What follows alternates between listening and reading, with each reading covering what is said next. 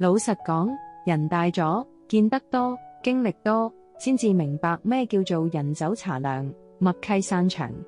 細個時成日以為朋友一世，感情可以長存，點知現實一次又一次用鐵錚錚嘅事實打爆你個頭。你問點解？其實你咁問已經輸咗，因為你唔識人世嘅規矩。咩叫人世規矩？唔係話做大佬先至要講規矩，做人都一樣。人與人之間有啲嘢係唔使講，唔使問，大家心照，過咗線就唔好再執着。做人最緊要識時務。有人話做人要有情有義，但世界好多時都係現實同冷漠主導。你以為對方會一直陪你飲茶食飯，傾訴心事，但有一日佢轉身就走，茶都未飲完就涼晒。你甚至連問一句點解嘅資格都冇。點解會咁？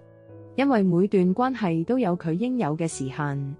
你同某啲人可能只係互相需要過一段時間，過咗就會各散東西。你想挽留，想問清楚，仲期望對方會俾個交代你，其實你已經輸晒。因為真正嘅規矩係唔使問，問就代表你唔明。朋友、情人、同事，甚至家人，有時都會嚟到一個交叉點，之後大家各自有自己嘅路。有時候最難受唔係離開，而係你唔明點解會咁，但你問出口，其實就已經代表你唔識做人之間嗰啲無聲規矩。你仲想追問追究，其實係唔識睇大局。人走茶涼，默契散場，成個世界運作都係咁，一個位有人離開，自然會有新人補上。你再唔捨得都係白做。細個時唔明，成日覺得啲人點解咁現實咁涼薄，但人大咗就明白，唔係人心冷漠，而係你唔識人世規矩。大家都知感情係要經營嘅，但唔係所有嘢你努力就有收穫。好多時你付出咗，對方都未必會記得，咁就唔去付出咩？又唔係，只不過你要明白，付出唔一定有回報，亦唔可以因為冇回報就要問個究竟。你見唔見到身邊有啲人成日都話，點解你變咗？點解你唔再同我玩？其實你要體諒，世事無常，冇人會永遠停留喺你身邊，咁啱大家一齊行過啲路就已經夠啦。唔好每次關係淡咗遠咗就疑神疑鬼，追根究底。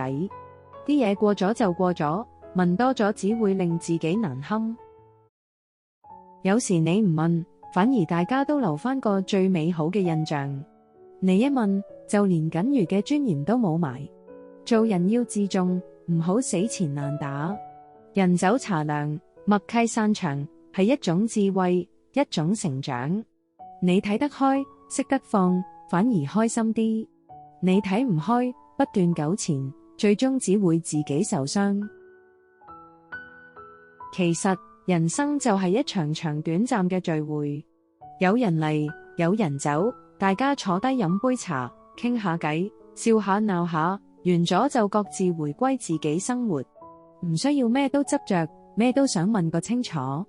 你問咗，唔會有答案，亦唔會改變到咩。就算勉強俾個答案你，大多數都係假嘅藉口。識得睇淡，識得行開，先係成熟。總之，做人要識規矩，唔好下下要人教先識得做，唔係所有感情都值得你死纏。人走茶涼，默契散場，係人生必經。你問咗，已經唔係原本嗰回事。唔好再問點解，學識放低，學識珍惜曾經擁有，咁你先至會輕鬆自在，唔會捱苦受難。最後，奉勸大家，有啲嘢過咗就算，聚散有時，緣盡則分。做人識規矩，大家都好來好去。你都係時候學識放手，行自己條路啦。如果你喜歡呢段視頻，記得俾個 like， 訂閱我哋嘅頻道，仲有撳埋隔離嗰個小鐘仔，你就唔會錯過我哋之後更多精彩分享啦。多謝支持。